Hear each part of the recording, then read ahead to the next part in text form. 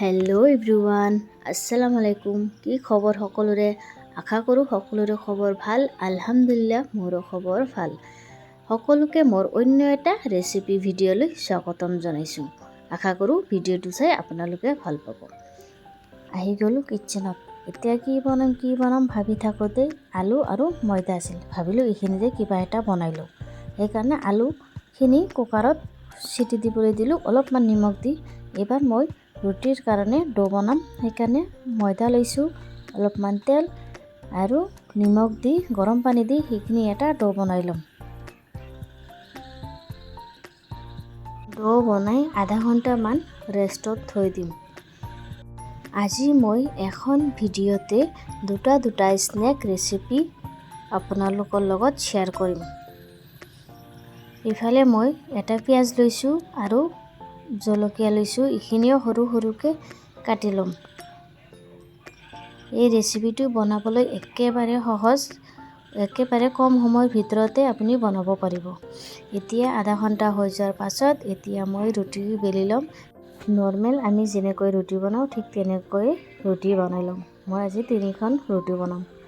এখনেদি এখন ৰেচিপি বনাম আৰু দুখনেদি এটা বেলেগ স্নেক ৰেচিপি বনাম।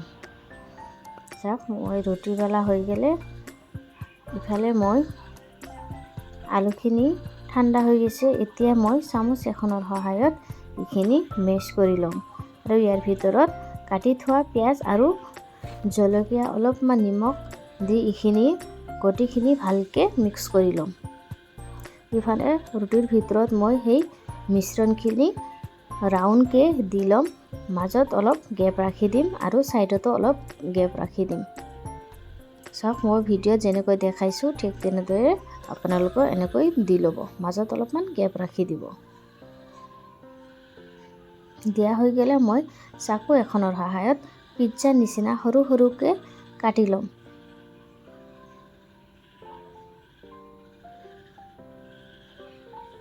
চাওক, একেবাৰে দেখাত পিজ্জাৰ নিচিনাই হৈছে।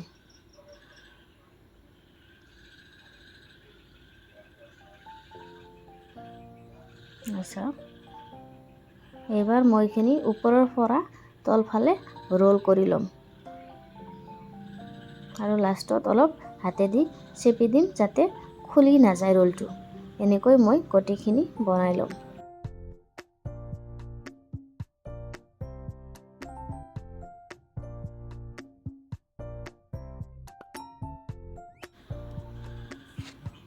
চাওক, মোৰ গোটেইখিনি ৰোল কৰা হৈ গ'ল।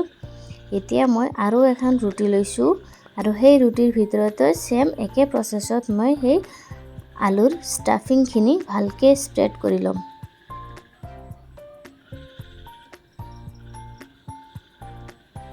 এতিয়া মই ওপৰেদি আৰু এখন ৰুটি দি ছাইডেদি অলপ চেপি দিম যাতে খুলি নাযায়। এইবাৰ চাকুৰ সহায়ত এইখিনি দীঘলকৈ কাটি ল'ম। চাওক, মই যেনেকৈ দেখাই আছোঁ ঠিক তেনেদৰে আপোনালোকেও এনেকৈ কাটি ল'ব।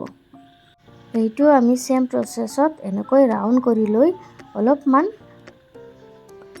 চেপি দিম যাতে শ্বেপটো বেলেগ হয়।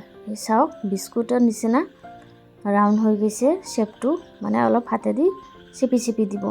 এবাৰ গোটেইখিনি বনোৱা হৈ গ'লে কেৰাহীত অলপমান চফলা তেল দি ল'ব। দি এইবাৰ এইখিনি ওলট পালটকৈ গল্ডেন ব্ৰাউন হোৱালৈকে ভাজি ল'ব। মানে গেছৰ ফ্লেমটো অলপ ল' ৰাখিব যাতে বস্তুখিনি অলপ ক্ৰিস্পি হয়। এই চাওক, মোৰ ভাজা হৈ গৈছে, একেবাৰে ক্ৰিস্পি মচমচীয়া হৈ গৈছিল। ছেম একেখন তেলতে আমি এইখিনিও এনেকৈ ফ্ৰাই কৰি ল'ম both side। চাওক, অলপ ৰঙা হেন হৈ গৈছে। গেছৰ ফ্লেমটো ল' ৰাখিলে মানে বস্তু একেবাৰে ক্ৰিস্পি হেন হৈ যায়। ভিডিঅ' চাবলৈ হ'লে মোৰ চেনেলটো প্লিজ ছাবস্ক্ৰাইব কৰিবলৈ নাপাহৰিব। আশা কৰোঁ আজিৰ ভিডিঅ'টো চাই ভাল পালে। আজিলৈ আহিছোঁ, বাই, থেংকছ ফৰ ৱাচিং।